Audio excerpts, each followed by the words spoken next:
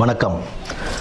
ஆன்மீக அன்பு நெஞ்சங்களுக்கு சங்கர சுப்பிரமணியத்தின் அன்பார்ந்த வணக்கங்கள். இப்போ நம்ம பார்க்க போகிறது மாசி மாதம் பற்றிய ஒரு சிறிய குறிப்பும், பின்னர் அந்த மாசி மாதத்தில் 12 ராசிக்காரர்களுக்கும் எப்படி இருக்குது அப்படின்றத பொறுத்து தான் இப்போ நம்ம பார்க்க போகிறோம்.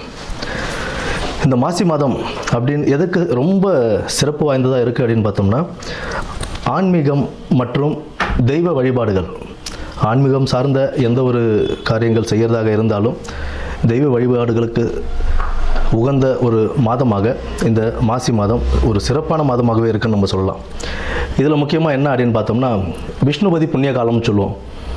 விஷ்ணுபதி புண்ணிய காலம் அப்படின்றது மாசி 1ஆம் தேதி, அதாவது 13ஆம்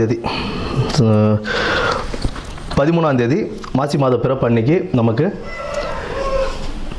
பின்னிரவு, அதாவது விடியற்காலை அந்த 1:30 மணின்னு சொல்லுவோம் இல்லைங்களா, 1:30 மணிலேருந்து காலை 10:30 மணிக்குள்ளே விஷ்ணு பகவானை நம்ம வழிபடுறதுனால அந்த நேரத்தில் நம்ம வழிபடும் போது நம்மளுடைய 7 ஜென்ம பாவங்களும் தீரும் அப்படின்றது ஒரு நம்பிக்கையாகவே இருக்குது. நமக்கு மேற்படி செல்வ வளமும் எல்லாமே நமக்கு கிடைக்கும் அப்படின்ற ஒரு இதுவும் உண்டு.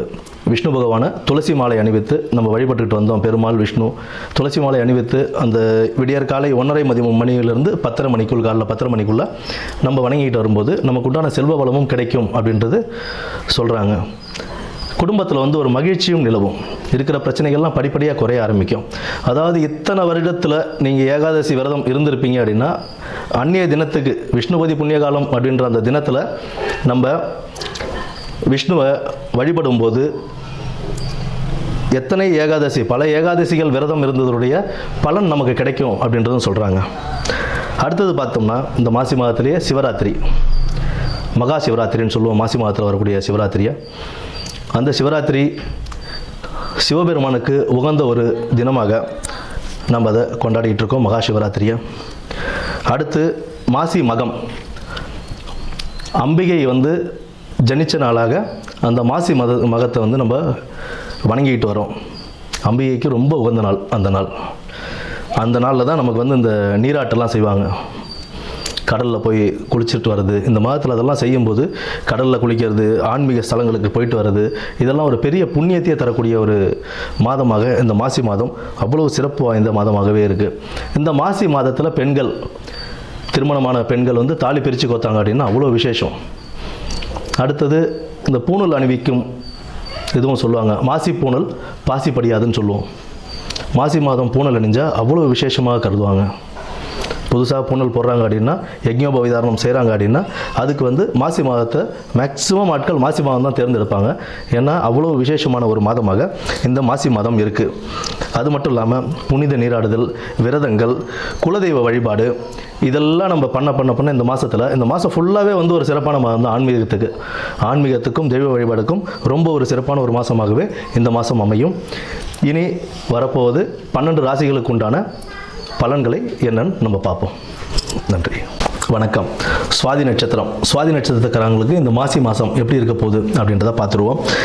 இந்த சுவாதி நட்சத்திரக்காரங்களுக்கு இந்த மாதம் கொஞ்சம் லாபம் ஈட்டி தரக்கூடிய ஒரு மாதமாகத்தான் இருக்கும். உத்தியோகத்திலே ஆகட்டும், இல்லை தொழிலே ஆகட்டும், ஒரு நல்ல ஒரு முன்னேற்ற பாதைக்கு அவங்களை கொண்டு செல்லும். நல்ல உத்தியோகமும் தொழிலும் நல்ல ஒரு முன்னேற்றம் அடையக்கூடிய ஒரு மாதமாகவும் இந்த மாதம் இருக்கும்.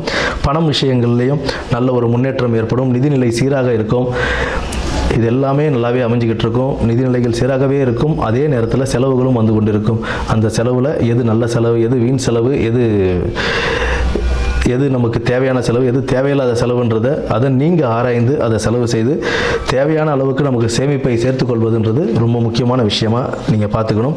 திடீர் செலவுகள் ஏற்பட வாய்ப்புகளும் உண்டு. அதே நேரத்தில் வீண் அலைச்சல்கள் ஏற்படும். அந்த அலைச்சல்களால் தேவையில்லாத மனசஞ்சலங்கள், மனக்கசப்புகள் ஏற்படக்கூடிய வாய்ப்புகளும் அமையக்கூடிய ஒரு மாதமாகத்தான் இந்த மாசி மாதம் உங்களுக்கு இருக்குது. கூடுதல் பொறுப்புகளை சமாளிக்க வேண்டிய சுச்சுவேஷனுக்கு நீங்கள் போவீங்க. ஆஃபீஸ்லேயே ஆகட்டும், இல்லை வியாபாரத்திலே ஆகட்டும், உங்களுடைய பிஸ்னஸ்லேயே ஆகட்டும், ஏதோ ஒன்றில் கூடுதலான ஒரு எக்ஸ்ட்ரா ஒரு இது ஆட் ஆகும், தொழில் ஆட் ஆகும். உங்களுக்கு எக்ஸ்ட்ராவாக ஆட் பண்ணி அந்த வேலையும் சேர்ந்து செய்கிற மாதிரி இருக்கும். ஆனால் அது உங்கள் கடின உழைப்பின் மூலம் அதையும் நல்லபடியாக முடித்து நல்ல பேரும் புகழும் எடுக்க உங்களுக்கு இந்த மாசி மாதம் உங்களுக்கு வழிவகுத்து கொடுக்கும். வீண் வாதங்களையும் வீண் விவாதங்களையும் தவிர்ப்பதும் மிக நல்லதாக இந்த மாசி மாதத்தில் அமைய போகுதுங்க உங்களுக்கு. ஏன்னா அது தவிர்த்தா நீங்கள் ஒரு நல்ல பேரும் புகழோடு வெளில வரலாம், எந்த ஒரு பிரச்சனைகளும் இல்லாமல் நல்லபடியாக இருக்கலாம். அதையும் நீங்கள் பார்த்துக்கணும். மேலதிகாரிகளிடம் சக ஊழியர்களும் நல்ல ஒரு பரஸ்பர நட்புடன் இருப்பது ரொம்ப அவசியங்க. அவங்க தான் உங்களுக்கு வேறு ஏதாவது பிரச்சனை அப்படின்னாலும் அவங்க கூட மாதிரி ஹெல்ப் பண்ணுவாங்க. கூட்டு தொழிலில் முதலீடு செய்வதுன்றது சற்றே கவனம் தேவையான ஒரு விஷயமாக இருக்குது.